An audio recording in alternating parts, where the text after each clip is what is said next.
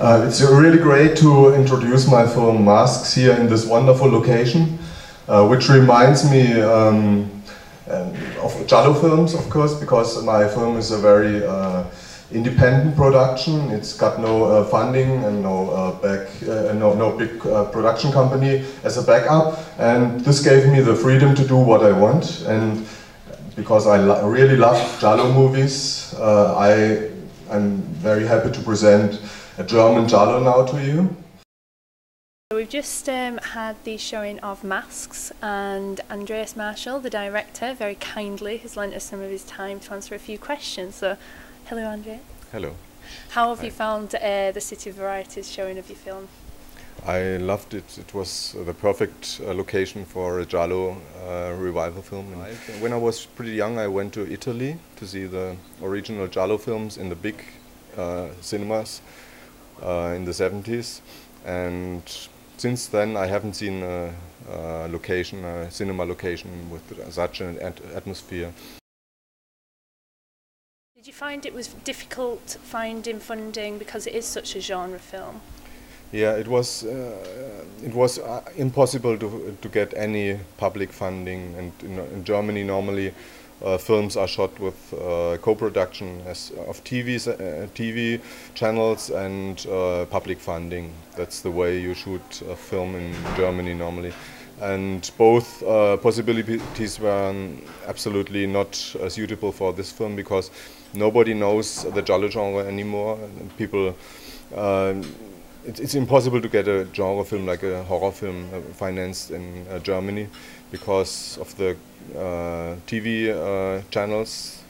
It's much too hard stuff for them. There's no blood and gore allowed, and so I had to shoot it independently, and it was very difficult to shoot it. We had to shoot in a real drama school where they had real lessons, and so we only could shoot in the holidays, and we changed the whole look of the school and we painted the walls. The school worked perfectly. It did look brilliant, and I love the velvet walls as well. I mean, with such a tight budget, how much of that did you have to put in to things such as doing up the school? Well, we did a lot of set dressing, and we built a lot of sets. The school doesn't really look like you see it here. The red hallways and the blue room and everything. It was painted for the film. So the school looked very much better afterwards, and they got a free makeover. Yeah, right. We dressed the school for free. And people from the school, they helped us. Some students, they wanted to work on the set design crew, and so everybody was involved. The master of the school was a lady called Teresa Navrot, and she's the last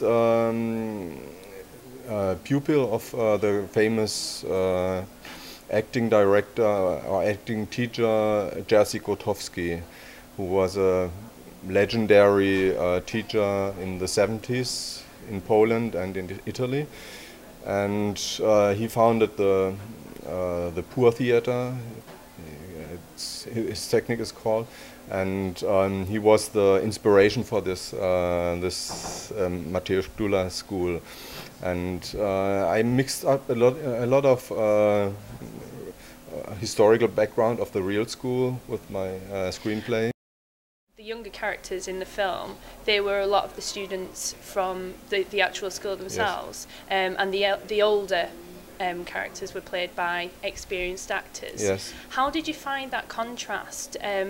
Was it difficult working with actors that had very little experience, or was it refreshing? Or it was in a kind. It was refreshing, but it caused problems as well because. Generally, young actors, they want to shoot again and again, and experienced actors, they say, I just want to have 3 takes or something, and so you have to get this together.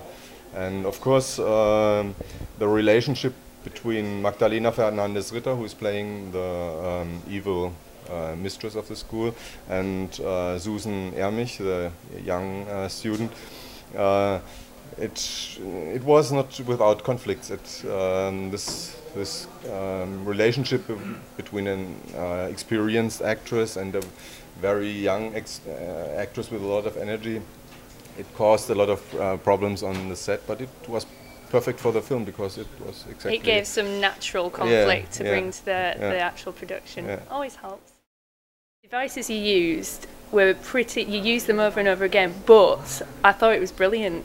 You know, it got me each and every time. You really did make me jump out of my seat. Great. That's good. You can tell that a lot of effort and thought was put into the effects. I mean, if you could tell me a bit more about the reason it was basically getting spiked and impaled. Yeah, first of all, I searched for a weapon which wasn't used in Giallos before. You had knives and everything before, but this sort of, I don't know what's the English word for this weapon, but it's connected very much to the world of theater, because the students, they practice with these weapons all the time in their lessons. And so it had to be something which you find in a drama school. And the question was, how can you use it in different ways? It's going into the back of the You certainly head found a lot of ways. The throat, yeah. So. And the ear. Yes. The thing that you find with independent films that, well, I certainly have this year, is a lot of them have decided to shoot chronologically. But how long did it actually take for the full process? It took a long time, and it was shot absolutely not chronically. It was you've got these scenes where you see a teacher, the main actress, and the other students, and all the different views. The views on the teacher and the actress and the students were shot with months apart. Really? Yeah. Wow. Because the teacher, he came from Vienna and he was only available for 1 day, so we had to shoot all the shots on him in 1 day. And the students, they were only there for the holidays. How have you found from the process of the script to the shoot to the final cut? Has it stayed faithful to what you expected, or? Yes, pretty much. My first idea was to do a very low-budget film, and I wrote the screenplay very fast in 1 month in Rome. And I expected it to do a lot of handheld camera and stuff. But the more and more we reviewed Giallo movies, the director of photography, Sven Jakob, and me, we decided, no, this has to be more refined, and we have to use elaborate camera movements. A bit more sophisticated. Yes, with yes. the cinematography. And so it turned out better than I first thought. Oh. Because my first idea was to do something fast and dirty, and now it looks better than this. Is there anything now within the genre that you could say has basically taken its place? I think the French horror movies are taking the place of the Italian movies of the 70s. Like films like Martyrs, I absolutely love Martyrs. Horror films, but they are different, and they are also different from the American films. I think the Spanish horror films by Guillermo del Toro and things like this, they've got a European face or a European accent. And yes. I think and they tend to be visually stunning as well. Yes, right. A lot more. They've got that quirky kind of twist on it. And they got a different pace. It's not always fast action. Yes, they're not scared to hold a scene. I plan to shoot next year in the fall maybe, and it will be a return to a subject I had in my first film, Tears of Kali. It's about group therapy, group therapy going horribly wrong. So the human condition, really, going down to the roots of humans not being very nice. Yeah. Well, that's brilliant, and thank you so much for your time. Enjoy the rest of your time in Leeds. Thank you.